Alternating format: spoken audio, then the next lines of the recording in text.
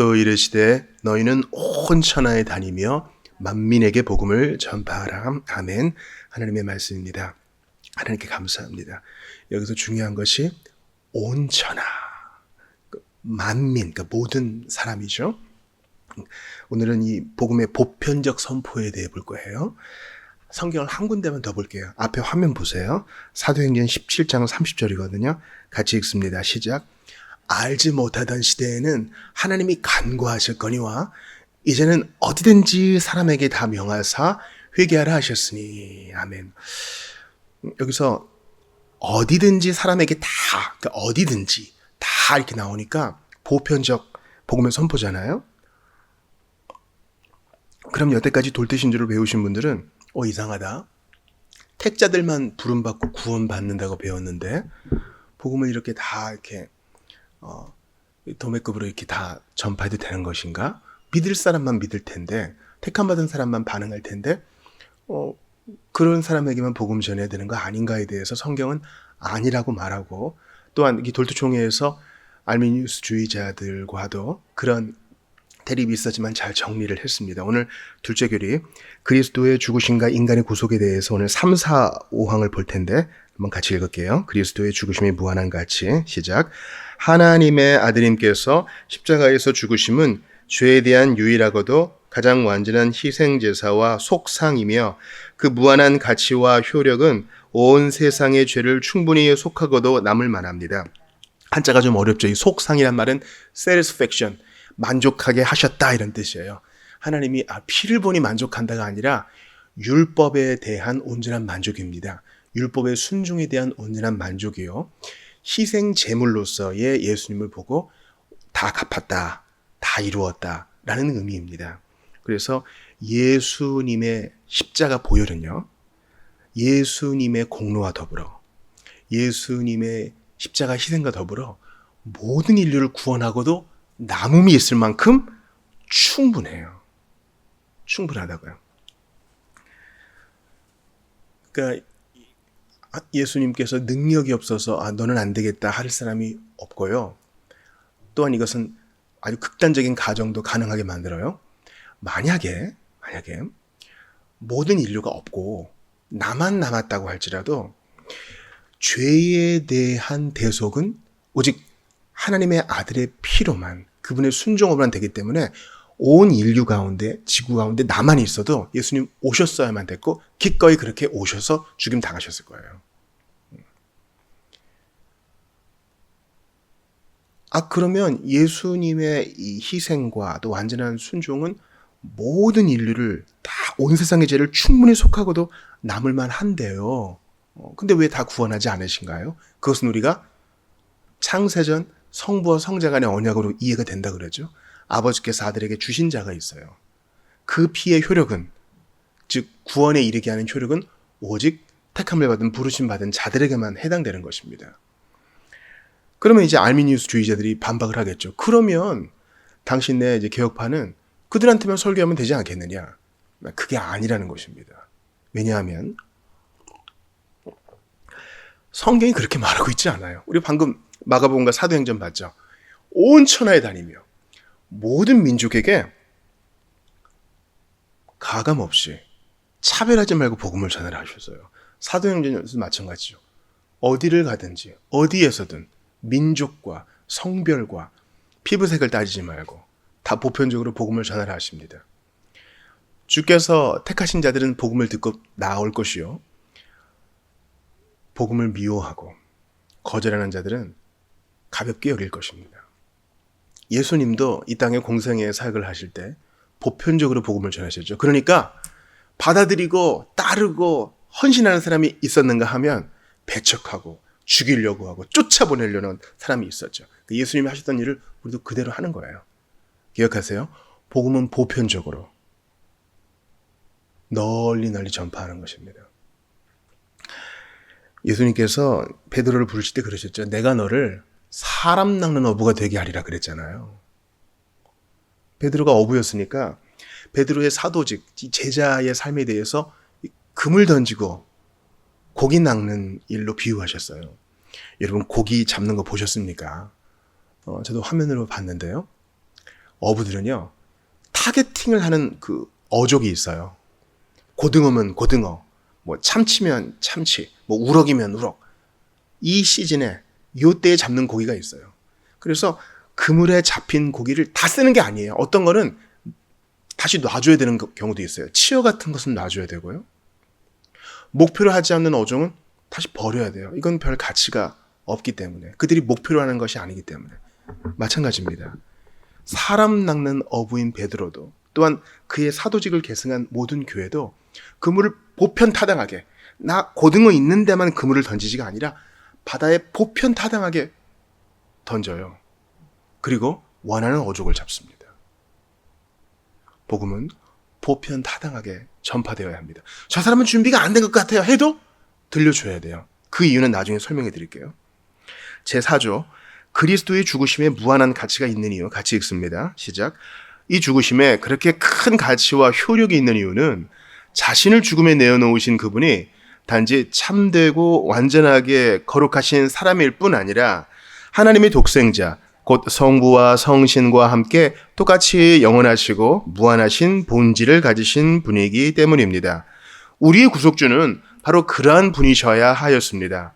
이 죽으심에 그렇게 큰 가치와 효력이 있는 또 다른 이유는 우리의 죄들 때문에 우리가 마땅히 받아야 했던 하나님의 진노와 저주를 그분이 그 죽으심에서 모두 겪으셨기 때문입니다. 이 모두가 중요해요. 하나도 남김없이 다 값을 치르셨기 때문에, 진노와 형벌과 심판을 대신 받으셨기 때문에 다 이루었다 하신 것입니다. 구속주로서의 예수님의 죽으심에 그 무한한 가치가 있는 이유는, 첫 번째 이유가 뭡니까? 참되고 완전하게 거룩하신 유일한 사람이란 겁니다. 원죄 없이 태어난 유일한 분이요, 죄 없으신 분이요. 두 번째, 성부 하나님과 성령 하나님과 더불어 하나님 신이시기 때문이죠. 그러니까 하나님께 완전한 희생 제물을 드릴 수 있고 완전한 순종을 드릴 수 있어요. 우리는 예수님과 연합해서 그 순종 한 자로 받아들여지고요. 마지막으로는 그 진노와 저주를 예수님이 그 몸무에 다 받으셨다. 우리 지난주에 배웠죠. 고린도후서 5장 21절. 죄로 여기심을 받았고 하나님 앞에 죄로 취급당하셨고 쇳덩어리로 혐오할 만한 자로 취급당하셨다. 이제 예수님의 이 탁월함과 아름다움을 보여줘요. 그리고 나서 이제 5조가 중요한 거예요. 이 탁월하시고 아름다우시고 참으로 충분하신 예수님을 보편타당하게 널리 전파하라는 겁니다. 사람 가리지 말고. 솔직히 우리는 누가 택자인지 몰라요. 전도를 좀 해보려고 하신 분들은 다 공감하시는 일이 있어요. 그리고 기독교 사역을 위해 후원을 요청하시는 분도 다 같이 공감하는 일이 있어요. 희한하게 관상대로 안 간다는 거예요. 저 사람은 교회 나올 것 같아. 믿을 것 같아. 근데 안 그래. 오히려 관상으로 예수 제일 잘 믿을 것 같은 사람은 바리새인들과 율법학자들과 헤롯 당원들이에요. 서기관들. 관상으로는 너무 신실해. 근데 속은 썩어 있는 거죠. 반면에 안 그럴 것 같은 사람이 남다른 신앙 고백을 하고, 안 할 것 같은 사람이 오히려 선교와 열방의 구원을 위해서 애를 쓴다는 것입니다. 그러니까 마지막 날에 얼마나 많이 드러나겠어요. 그러므로 우린 그런 자를 알지도 못하고 잘 분별하지도 못하기 때문에라도 복음을 보편타당하게 전해야 돼요. 아울러 주께서 그렇게 하신 이유는 뭐냐면 누구도 변명하지 못하게 하려는 것입니다. 마지막 날에 심판을 딱 행하십니다. 그때 아무도 억울한 사람이 없어요. 왜냐하면 들었거든. 교회 안에도 비신자가 있는 거예요. 교회 밖에는 말할 것도 없거니와. 근데 너 왜 복음을 경시했느냐 했을 때 못 들었습니다 하는 사람이 없는 거예요. 들었어도 그들의 고집을 부린 것에 대해서 주께서 합당한 징벌을 내리시는 겁니다. 자, 5조 한번 같이 읽습니다. 시작. 복음의 약속은 십자가에 못 박히신 그리스도를 믿으면 누구든지 멸망하지 않고 영생을 얻으리라 하는 것입니다.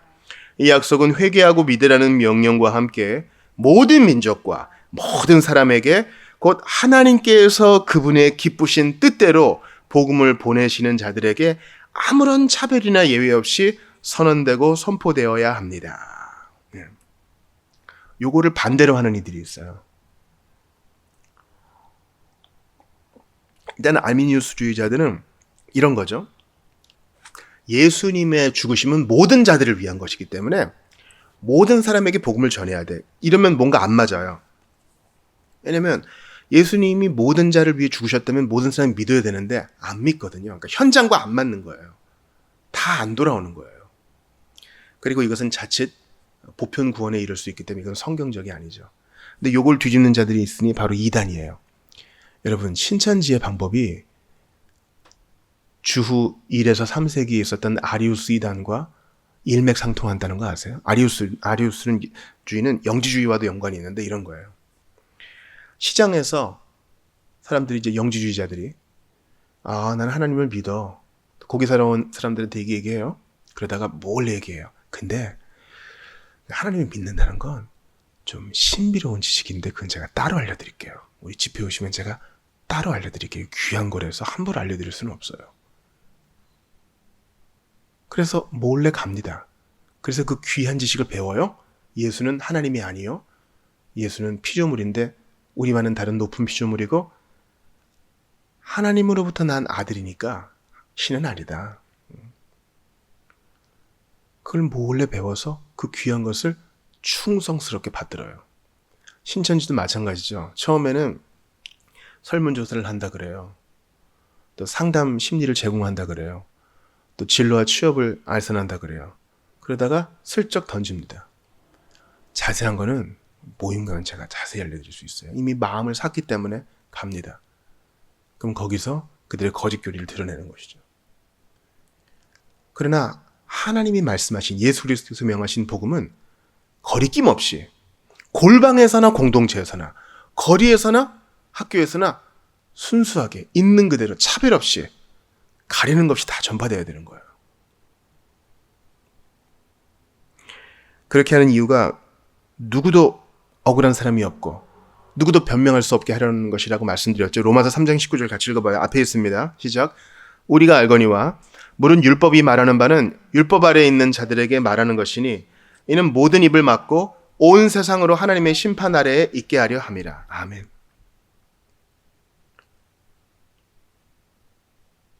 모든 입을 막고 하나님의 심판 아래에 있다는 말은 못 들었어요, 억울해요 하는 일이 없다는 것입니다.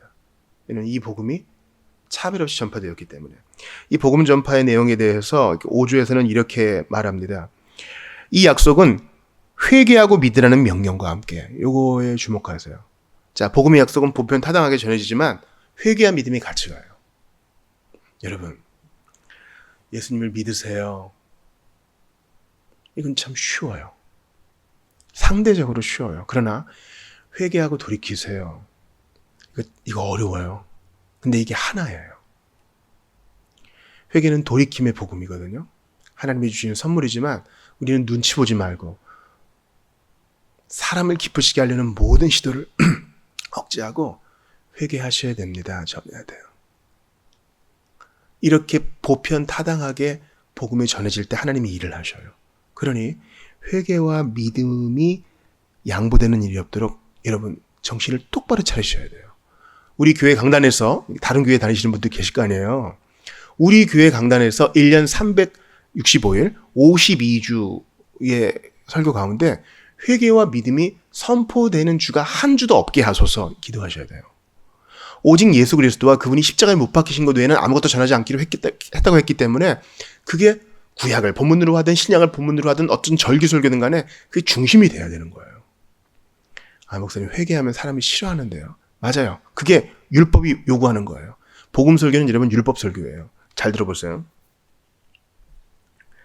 믿으세요. 믿으면 좋습니다. 믿으면 천국 갑니다. 믿으면 해결됩니다. 이러면 좋죠. 근데 예수님은 회개하라. 천국이 가까웠느니라 하셨어요. 근데 보세요. 우리는 회개할 수 있는 능력이 없어요. 자연인은 회개할 수 있는 능력이 없다고요. 남에서부터 하나님과 원수가 된 자는 회개할 수 없어요. 자, 그러면 이게 십계명으로 연결되죠. 회개를 명하는 것과 아울러 십계명은 하나님의 율법을 따르라고 명하는데 읽을 때는 좋을지 몰라도 천천히 들여다보면 나 하나도 못해요. 이건 마음을 지켜보는 거기 때문에. 탐욕이 벌써 마음이잖아요. 산상수훈 보세요. 얼마나 좋아요. 근데 난 가난하고 싶지 않아. 핍박받고 싶지 않아. 이게 문자로는 좋을지 몰라도 할 수 없어요. 할 수 없다고요. 주님께서 사랑스럽게 여기셨던 부자 청년 말이에요. 네 가진 거 다 팔아서 가난한 자에게 나눠준 후에 나를 따르라. 예수님이 여러분 복음 설교할 때 율법 설교하신 거예요. 하나님의 법을 설교하신 거라고요. 하나님의 법을 설교해야 돼요. 그래야 양심에 찔림이 있고, 잘 들으세요. 내가 할 수 없음을 깨달아요. 내가 할 수 없음을 깨닫는 게 복음의 시작이에요. 그 청년은 어떻게 반응했어요? 오라요? 제가 어떻게 하면 좋겠습니까? 저 못합니다. 도와주세요. 이 반응을 안 보이고 근심이 가득해서 지가 이걸 다 끌어안는 거야. 그리고 가요. 참으로 안타까운 일이죠. 우리는 십계명을 지킬 수 없어요. 우리 힘으로 반틈도 못 지켜요. 산상수훈도 마찬가지죠. 어디 적어놔가지고 캘리그래피 만들어서 딱 벽에 걸어놓기는 좋은 말씀이야. 근데 내가 지키라면 못해. 일도 못해요.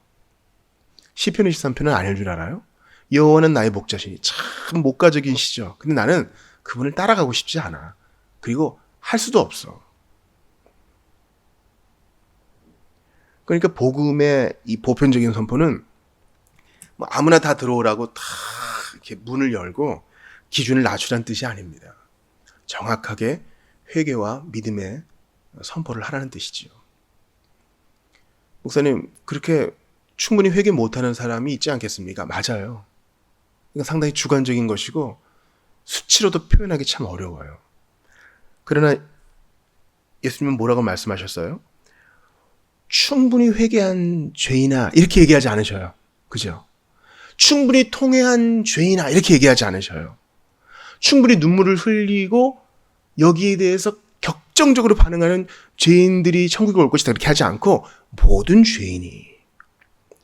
주님이 니고데모에게 복음을 어떻게 설교하세요?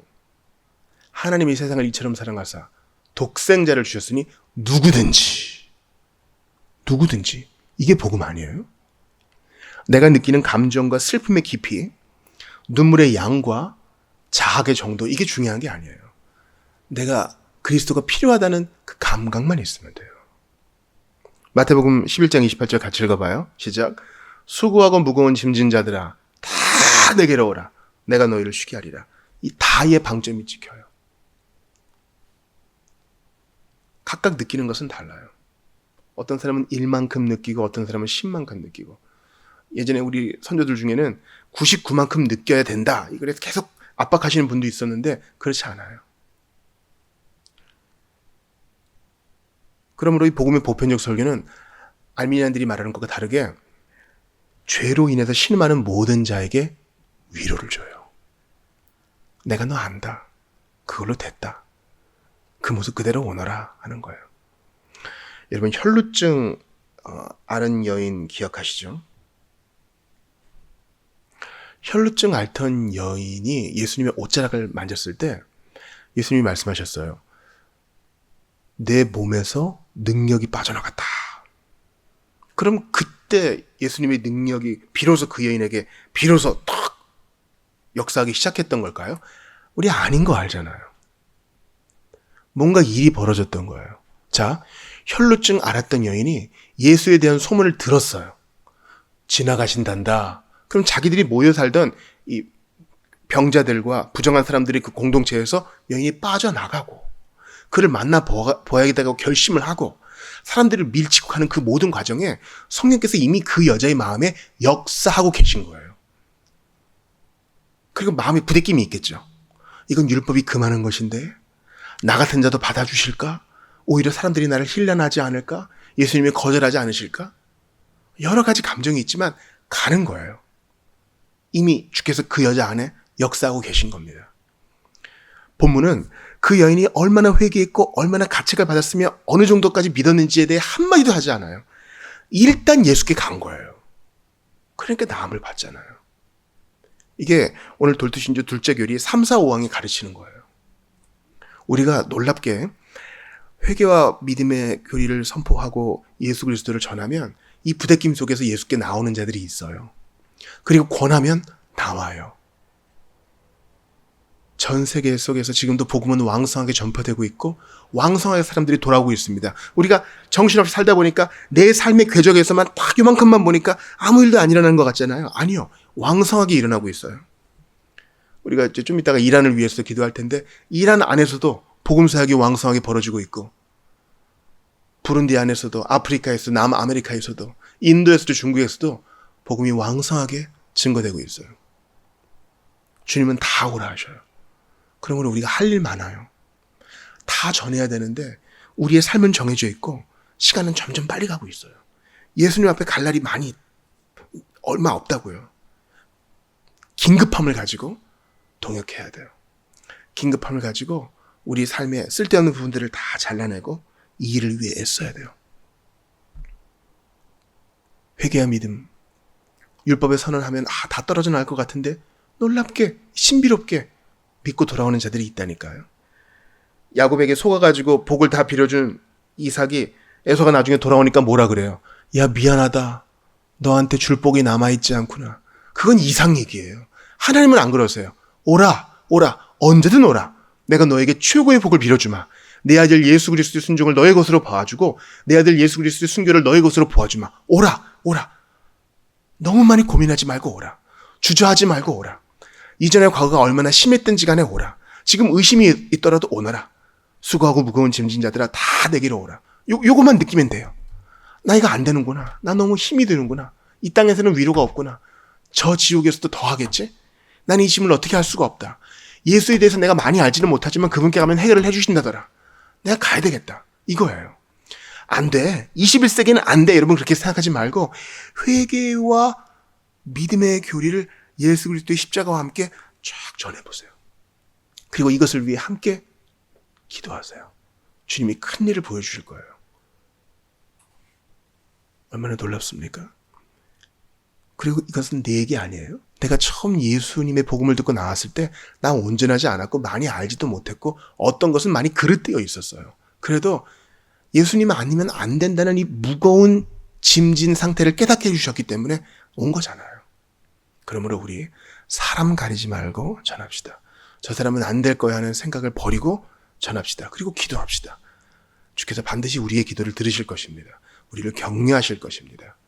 주님, 주께서 나 같은 사람도 차별하지 않으셨으니 차별 없이 복음이 전파될 수 있도록 도와주시고 모든 성도들이 이러한 전도에 직간접적으로 연결되어서 돕고 보내고 힘을 실어주고 함께 짐을 질 수 있도록 도와주시옵소서.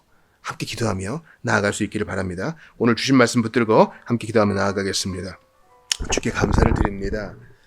주님, 많이 찔림을 받으면 구원 받으리라 하지 않으시고 누구든지 예수 믿으면 구원 받을 것이라 약속해 주셨으니 감사합니다. 아버지 하나님, 너무 사람을 외모로만 평가했던 것을 회개합니다. 저 사람은 안 될 거야. 너무 쉽게 포기했던 것도 회개합니다.